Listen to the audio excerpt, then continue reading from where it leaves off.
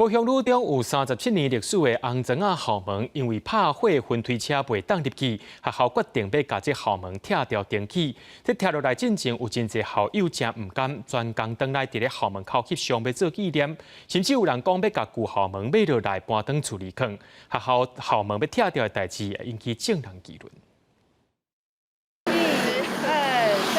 高雄路中校门头前闹热滚滚，真侪穿制服派册包的，其实拢是乡路的校友。知影校门要拆除，赶紧回来翕相。刚好看到就是有学妹她们就是也回来拍，然后才知道这个消息，有点可惜啊，就觉得还是很漂亮啊。我这2天看到都是，这么漂亮的门为什么要拆？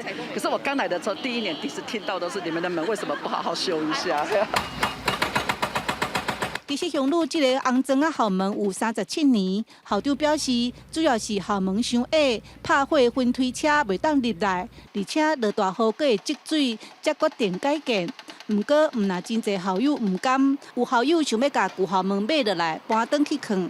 网络有人认为，遐尼侪人希望保留，代表校门的价值敢有需要拆？乡路校门是水也是歹看，拢引起讨论。其实有没有必要去我们里面的，现在在生活的人，其实是最知道的。所以我们里面有做过比较多次的沟通，从学校的老师到学生，到我们的校友会，到家长会。乡路对日本时代开始，校门经过2摆重建。拆除第3代红砖仔校门了后，未来是乌白2色现代化的设计。